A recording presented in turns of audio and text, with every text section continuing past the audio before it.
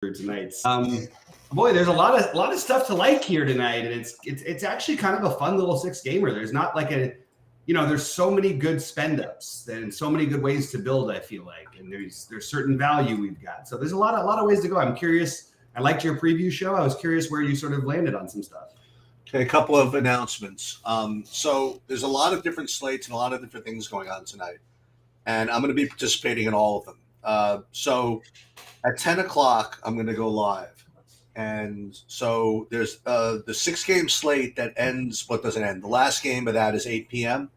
So that slate hopes to probably wrap up around 10:15, 10:20. So we'll get the last 15 minutes, 20 minutes of that. And I'm also going to be playing that 2-game slate, the 9 p.m.er.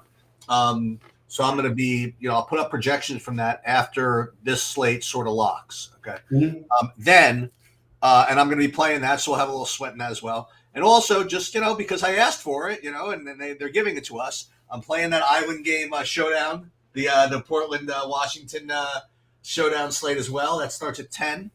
And all that following, and also sweating the last quarter of the football game where Bobby's going to chop that one. I think 4 ways. I love it. I'll take it. Yeah. I had the vision. I think 4-way chop. I think you're going to take. So that's it. I'm gonna have a couple of what my theme of that one is, and we'll probably go live at some point on that. I'm gonna play lines which I think are gonna be unique, which are gonna be extremely duped. That's gonna be my theme. Your theme. So are we gonna go live on that, or do you want to incorporate it into this? See when I do dinner or whatever. So yeah, okay. I was gonna say because we could throw a few thoughts in at least on. Yeah, no, let's do that now. So the big news that's pending right now is Sam Merrill. Okay. Yeah. So Sam Merrill is, I guess, legit questionable because it's coming in late, and it's. I really hope he doesn't play because I was going to have a long discussion with you about this one. It just feels like something that's supposed to be faded, even though you know what I mean. Like you can't think of any reason to do it, just because of how freaking hot he was yesterday. I mean, he literally was 8 for 12 from 3 or something like that, or 7. He ended up 8 for 14, but yeah, he started. I think and he really didn't do anything else. So that's the type of guy who's a little scary. The other thing I would like to mention, okay, we didn't talk about this. Not that he's a bad player or anything, but keep in mind that Craig Porter Jr. was basically sat like the fourth quarter. They did not close with him literally at all, and he played about 25 minutes. They brought him in for the most. I watched that game. They brought him in for the most important part of the fourth quarter, and then when the game got to be back in double digits with 4 minutes to go, they took him out. Right? I think that's when it was. It was 25 minutes though. I know the minutes. The minutes weren't crazy, but they also knew it was a front end of a back-to-back where they wouldn't have Mitchell. Yeah. So and they had a lead. They were cushioning. With I'm gonna play him. Yeah. And even though he's a little bit more expensive, listen, he was not only. He was active. He had some block. I mean, he was all over the place. I mean, I like him. You know what I mean? He's a guy who we were gonna like for a while, I think. Yeah. But just whatever. So we'll have to see what happens with Merrill. And if Merrill doesn't play, then who the hell even who takes that? I guess more. I don't even know who. Well, Merrill killed Struss last night, for example. Well, Struss killed himself. I mean, both things happen, yes, at the same time. But when one guy is literally, he made his first 5 threes to start off, right. And it's really hard for your other guys to get going when that's what's happening, and that's okay, But they both played, I think, the whole fourth quarter together. I think. Right, and even as Struss, he made 6 threes last night. You know what I mean? He still, Well, I think all at the end. Towards the end, he actually ended up, and the thing that was interesting was looking at the usage rates was. Sam, the interesting thing about Sam Merrill is that, and that's why I was going to play him last night anyway, even before the Mitchell news. He actually is a high usage player, and you wouldn't think it because it's a lot shooting, but still, he is. He's a 25%. He's been around between 20 and 25%. That's pretty high for a guy like him. He had a couple games where he's only playing 7 to 10 minutes, so it's always going to be a little higher when you're playing the scrubs, but. It is an interesting conversation to decide what to do with him.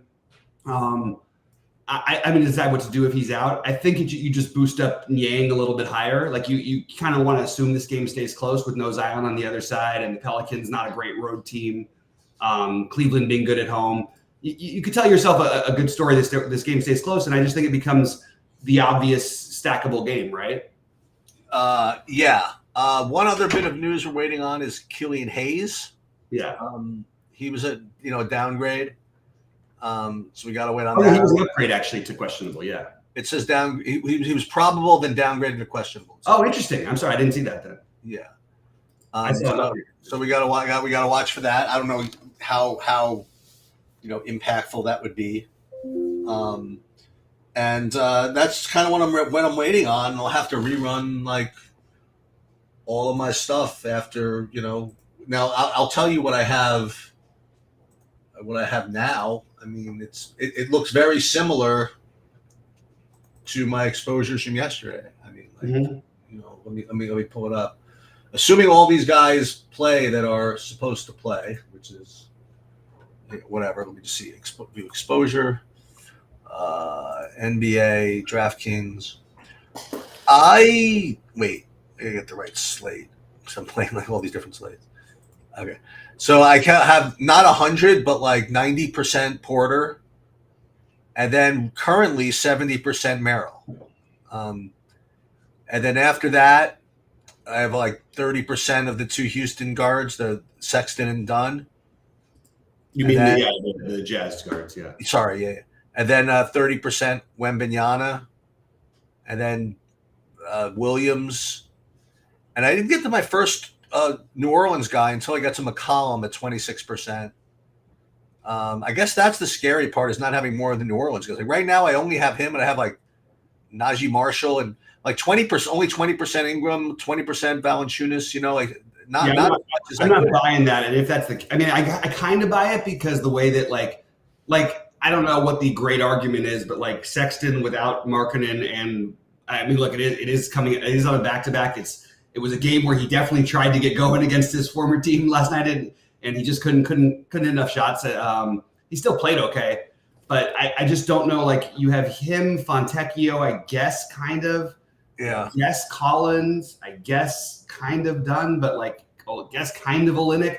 Like, right. Who else is creating shots? Who's scoring here? You know what I mean? Yeah. Somebody's going to score. You're playing a team that's lost like 500 games in a row. Like, and it's crazy to see a game. This is the first time we've done this, I think, all year where we've seen the Detroit Pistons as a favorite. That is just unbelievable.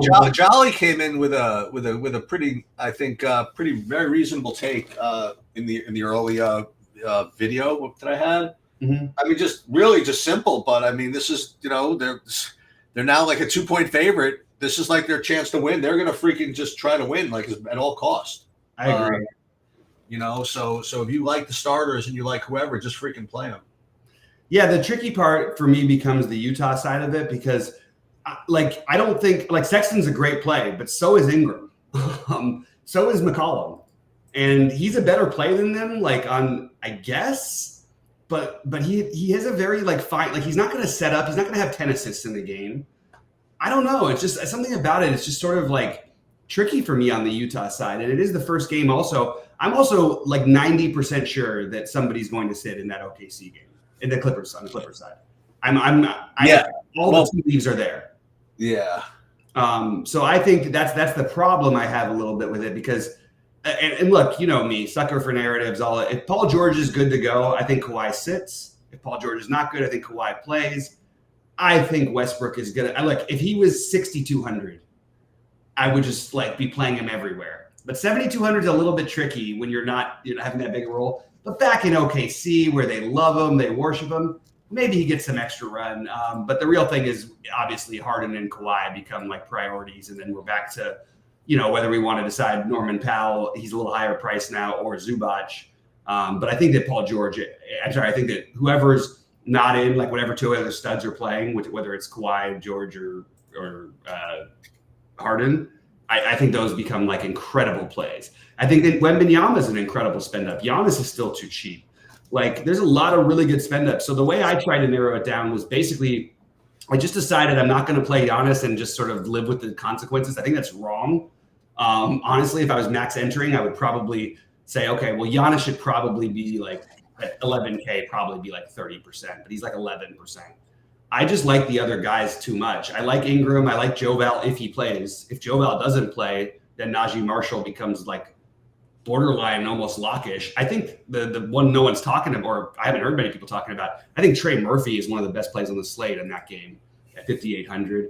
And I am going to overstack the Cavs. I'm going to be I'm not actually as even on Merrill. I have him in one of my 3 big buy-ins right now, but I have Porter in every lineup. I have Struss in one out of basically 30% of my lineups. I have LeVert in about 75% of my lineups. I have Niang in about 20% of my lineups.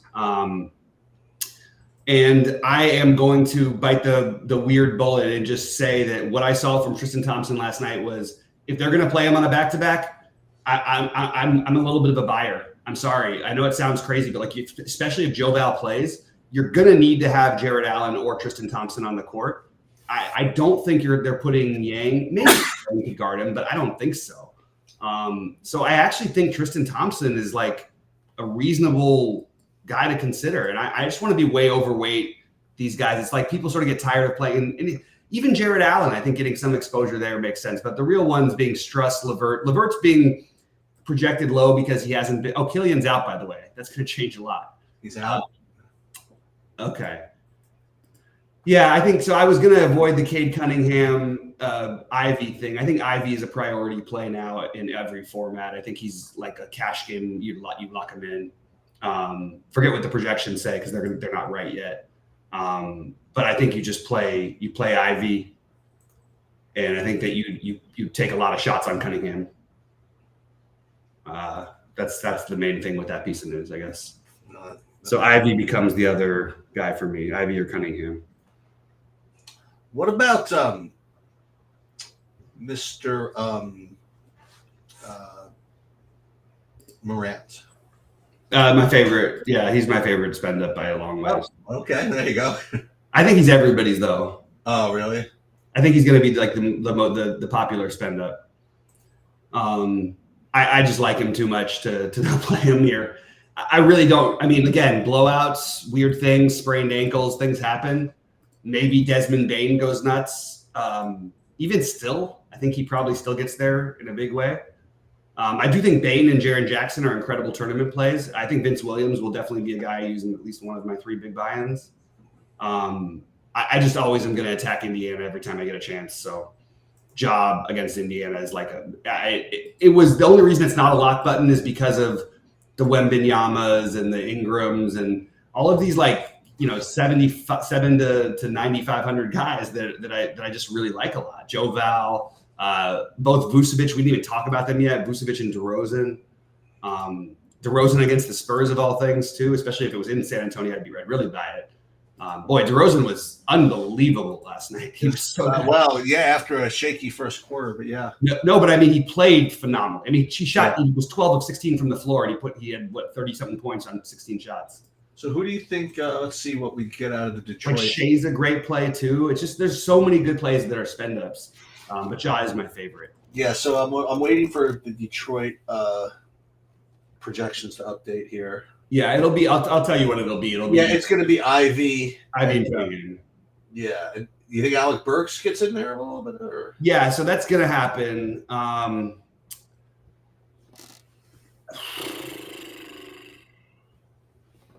don't know what to do with that one. Feels very easily fadeable. If the game was in Utah, I'd get a little Burks revenge thing going. I just think it's too thin. Like, I mean, you have guys like Simonic on a team with a 9-man rotation on the other side at 3,900, where he may play only 5 minutes, but he also might play 35 minutes. I don't know. I just would rather Najee Marshall at 4,100. We still don't know about Joval yet. I just think I like the other guys better, I guess, is the best way to put it. I'm also curious who they start tonight. Because Isaiah Stewart's projecting to be started by most sites. Sabersim is not buying it, I don't think. And Bagley, again, looks like a reasonable play, but I'm not personally doing it tonight just because it's the first game and there's other information to wait on. Yeah, I just want to remind everybody with the Asar Thompson thing. Remember, Killian Hayes missed the last game too, and Asar Thompson played all of 18 minutes. So I love Asar Thompson as a player. I am not playing any Asar Thompson tonight. At least as of right now, I'm not. I would much rather play Trey Murphy. Just go for absolute ceiling. I mean, just so you guys, if you didn't know already, if you are going to dabble in that late slate, LeBron is not playing. So all the usual guys from the Lakers who would be more viable if he's not playing are going to be viable. We'll see what the projections say, but I imagine the usual Austin Reeves bump, among other things. Mm-hmm. Yeah, and AD, you know. Well, AD obviously, yeah. I think they're going to get smashed. Yeah, the spread's only spread's 8. That's a number. Yeah, I mean they're facing a team that's just much better than them. The real, if you're going to play a guy, just play the guy who's going to get up a million shots while he's in there and take a shot on D'Angelo Russell. I was about to say, yeah. Yeah. Reeves will get a bunch of shots. Who'd you say, Reeves? Yeah. Yeah. But Russell, going back to Minnesota, they got rid of him from this exact team. Like these are all of his ex-teammates. So I'm buying the D'Angelo Russell's one. I'm never usually wrong on him. I'm not saying he's going to put up a bunch of fantasy points, but I'm telling you he's going to take like more shots than he ever takes tonight. But yeah, and look, everybody's funny because there's a lot of hype around the Lakers and like what they're like the 4th favorite to win the title. This team is like a 500 basketball team. Like it's kind of crazy. And they will be after tonight. Yeah, I mean, other names that, you know, so the ones I have the most of right now are Morant. I have 30% Sexton, 30% Dunn, 30% Wembanyama, 60% Ingram, 100% Porter. One guy who I ended up landing on just because I needed like to fill it out, and I didn't mind just that I ended up there was like such a it's not like a play I want to make, but like I needed like 6K and I needed a center, so I was 6,100 and I played Brook Lopez in the lineup. You know what I mean? But I certainly wasn't trying to play Brook Lopez. It just was something that happened. You know what I mean? There's six. I totally forgot they were playing Milwaukee. Yeah, it's just like it's a 6-game slate. Like feels pretty comfortable for a 5X type of spot. Orlando's going to be worse defensively. I know people are going to have a hard time wrapping their heads around what I'm going to say, but like they're going to be a lot worse defensively with Wendell Carter back, even though he's actually like a decent help side defender. He just doesn't, his rebounding skills, he just doesn't have like the ability to box out enough. Like he just makes a lot of like really technical, like obvious mistakes, and they always give up too many offensive rebounds and things like that. I'm also curious if they play Isaac on a back-to-back. I know that he's supposed to play, but just something about that feels a little funny. I just saw a bump in projection on Bagley for some reason. Yeah, I think. They must have announced maybe he's starting. That's what I was saying. It's like I think other sites were projecting him not to start, but it seems like he would start. Yeah, I mean, I got him like 25 points now. I don't have him officially. I just have a projection. No, I was just taking a look. Yeah, look, the answer about the Westbrook thing is you have to have one of Paul George or Kawhi out. And then even still, it's a little bit fringy. But I will take a shot on Westbrook if Paul George and Kawhi are out. But I also think you could also just play James Harden or the other one. Just play any of those guys, and I think you're going to get, you've got massive upside. And I don't really know how you fade. I think Paul George is going to play, and I think that what's his name? Kawhi's going to sit. Yeah, Kawhi's out. There it is. Which means there it is, huh? Yeah, I bet you were about to get George is in for sure. I think George is the play right now. He's the rested one. And I think that you do your large field play. Wait, yeah, George is in. Okay, thanks, Tingler. Yeah, that's exactly how I thought this would shake out, and I really like Paul George. I like Chet from that game. Yeah, why not? I like Walker Kessler from the Utah game. I hate Kessler. It's hard for me to talk myself into a back-to-back playing center. That's not Tristan Thompson. When the only position you have like a ton of stuff at is center. Like they can play Hendricks, they can play Simonic, they can play Olynyk, they can play Collins. I I just don't think coming off the injury, I'm going to play 6,600 for Kessler tonight, personally. Maybe I'm just bitter because he destroyed my lineups last night. Jalen Williams was showing up as a good player earlier today. He's fine. Everybody on OKC and the Clippers now are all totally in play. Like, they're all decent play. They're all good plays. The natural thing now, I'm probably going to take a little less jaw just to get a little bit of. No, I'm probably going to try and find a way to play both of them. Well, we're waiting on Sam Merrill right now. I think he's going to play. He said he expects to play. Oh, he did? He just said it. Yeah. Oh, okay. I didn't see that. No, you do not play Harden with George and Westbrook. That would be terrible. I mean, it's the kind of matchup where maybe it could. But I mean, like, just remember, like Paul George was out last night. Westbrook played 23 minutes. We're just betting on the OKC thing, but you don't play those guys. That would be terrible to play all three of those guys together with all the other stuff out there, in my opinion. I think you could definitely play Harden and Kawhi. I also think that game sort of screams like the Clippers have been on fire. This feels like the spot where the winning streak comes to the end to me. I feel like they get smashed. I hope I'm wrong. What? Who do they play? OKC. I mean, okay.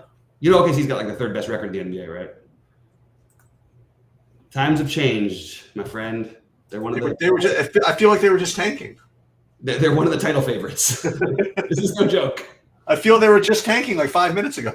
No. They're there now. They're ready. This is their. We're also waiting on Valanciunas for a little bit. Shea, let's see. Giannis is available. Wow, good, because I didn't know that he was even questionable. I do have again, I'm going to try and go live for this thing. I'm a little under the weather. I know I'm drinking a thing here, but it's because so let me tell you what's happening here. So this is my construction advice. You can tell me the player advice. Yeah. So here's the deal. What's going to happen is it's going to feel like a tricky thing to do, but I think a lot of people are going to do it. So here's my advice.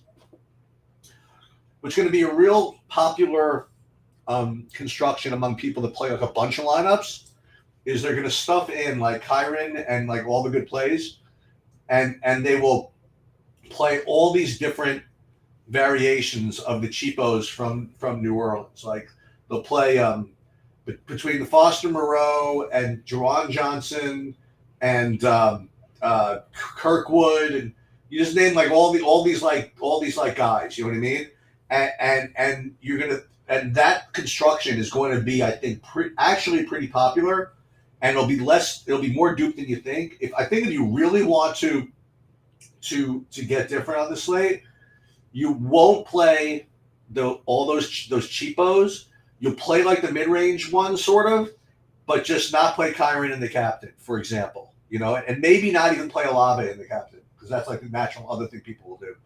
Like do something like stupid, like put like Rashid Shaheed in the captain, maybe, or how about Nakua, something like that, and not get into that guessing game with all the cheapos.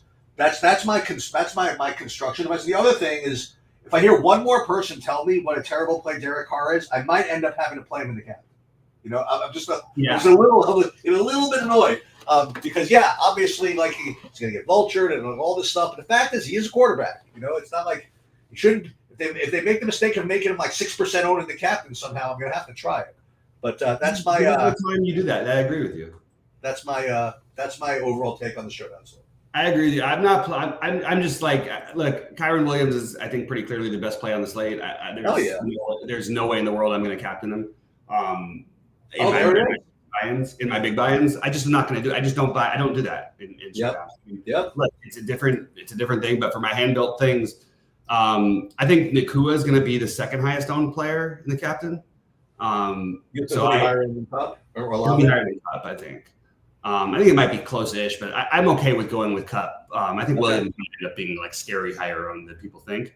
It's also like they're really good against the run. Not that it matters that much because Kyron's going to have a game no matter what. Like I'll have 100% Kyron Williams. I'm just not going to captain him. I think you have some really good options. Like it's going to be really uncomfortable to pay that price for Higbee at the captain. but I will take that gamble. This used to be the best team in football against the tight ends. Now they're one of the worst. And Stafford loves Higbee, so I am okay with Higbee. I like Kupp, and my super sneaky one that's going to be my highest owned, and he's going to be completely unowned, is Tutu Atwell. Yeah, because he had the concussion. People are not going to consider this, and they're going to assume DeMarcus Robinson gets everything. They like Atwell. We've seen Atwell outscore Kupp and Nakua twice this year, so I'm going to take a gamble on that one. All right, so this is like my question to you. Who knows the Rams? And this is like the one like they'll maybe the 0.01% guy. They I want to get the name right before I actually say who it is.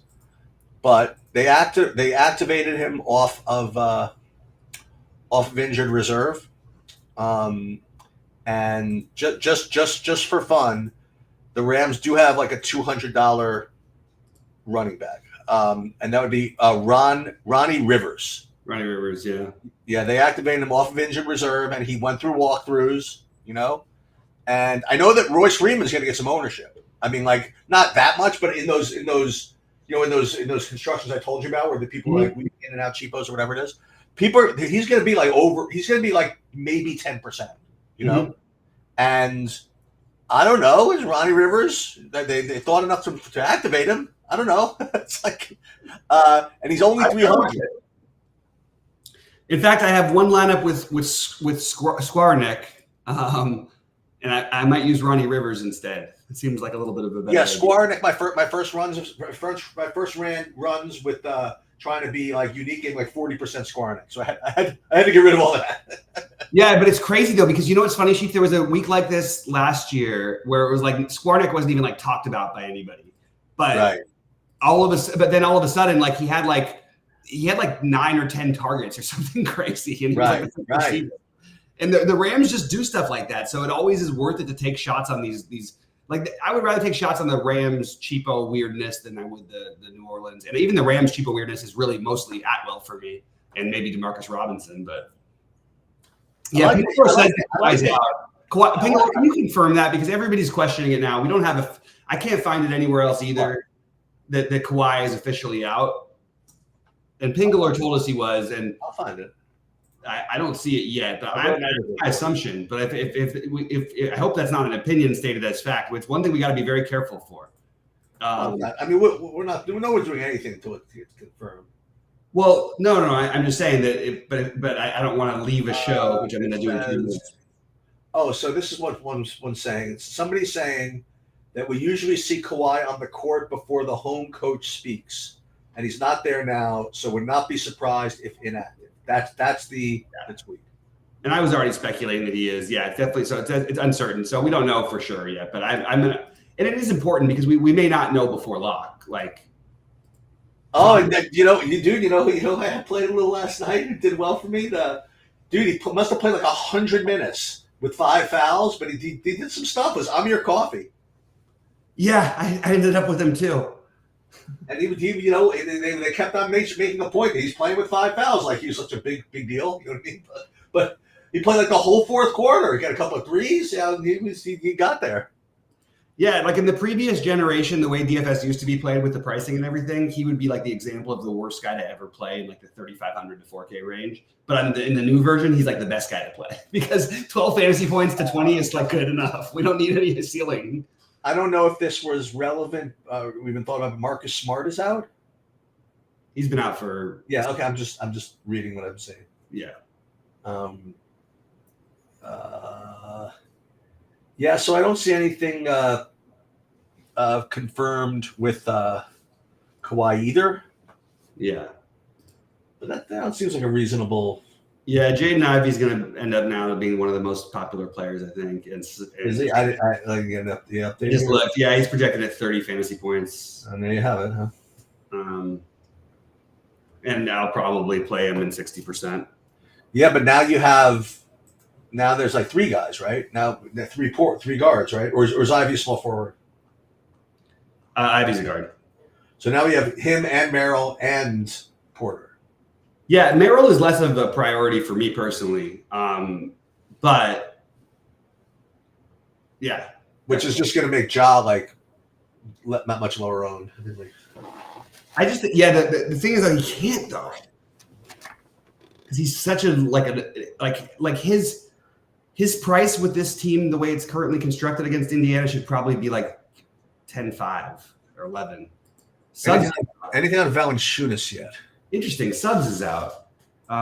Suggs is out. I don't think that's going to do enough because they still have. Well, Wait. Ingles is out. Cole Anthony, I guess, is the answer to the Suggs thing. Did you hear that though? Ingles also is out. I think Ingles was already out. I didn't have him as out. Okay. Oh, really? I don't think he's played in a while. Maybe he has. Maybe I'm wrong. No, you're right. I think no, you're right. No, that's for Orlando. That's 2 Orlandos. Yeah, I had him projected out. Like he was projected out all day. Oh, okay. He hasn't played. So Ingles out and Suggs out. It's just Cole Anthony, I think, or if you want to play Paolo and Franz, it's a boost up. It's kind of a weird boost up though for those guys. I want to just like go through this really quickly. Wendell Carter's back. Jalen Suggs is the lowest, is far lower usage than Cole Anthony is by like a ton, like less than half. So it does sort of help the other guys. It could just be as simple as saying maybe Cole Anthony. The thing is, the matchup is so great for Orlando because the Bucks play so fast and don't play defense that I think you kind of are interested in them. I mean, everybody in these game sheets tonight, like there is not one of these 6 games where I'm just like, oh, I'm not interested in that game. I think there's like incredible plays in every game. I don't remember having a slate like this recently. Yeah, Ivy, Cade. Yeah. That game is, I mean, Utah only has 9 guys that are like, so projected to play tonight. Utah has, I guess technically they have 1, 2, 3, 4, 5, 9. Yeah. They have 9 bodies. And they're on a back-to-back on the road. And they don't have any of their guard. They lost their 2 highest usage guards and their highest usage player in marketing. So I'm starting to feel like I kind of need to play. It sucks though, because oh boy, if it was another team, I could just talk myself into a blowout. I just don't see how they're going to get blown out by Detroit.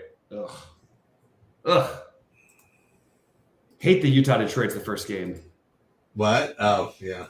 I just wish I could get some clarity on this Clipper situation before I commit all that money. I think I'm just going to assume though. You're going to assume what? That Kawhi is going to sit. I'm just going to build my lineups as if he's sitting. Okay. Which means that lots of Harden, lots of. I also think that there is risk though. Like that's a dangerous game. Like that OKC team, like they don't always just beat you; they'll beat the hell out of you. Like they are really good and they're really deep and they play really fast. And it's a second of a back-to-back for the Clippers, not for them.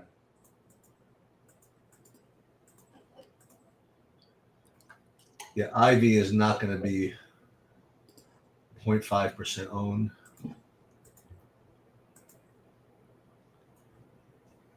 What is he going to be owned? I'm getting Ivy a 24-point projection. That's not that big a deal. I don't think that's a real projection. I don't think it is yet either. Because he was projected at 30 every game with Killian Hayes out, and that's right where he's been at. So I don't see it. What about Burks being back? Does that do anything? The Sasser playing? A little bit. I'm just reading names. Sasser's been there. I mean, he got in foul trouble in that last game, so he had to sit most of the first half, and he still ended up with 30, 25. Keldon Johnson is in. Kawhi is out, it says, and PG is in. All right, that's what I thought would happen.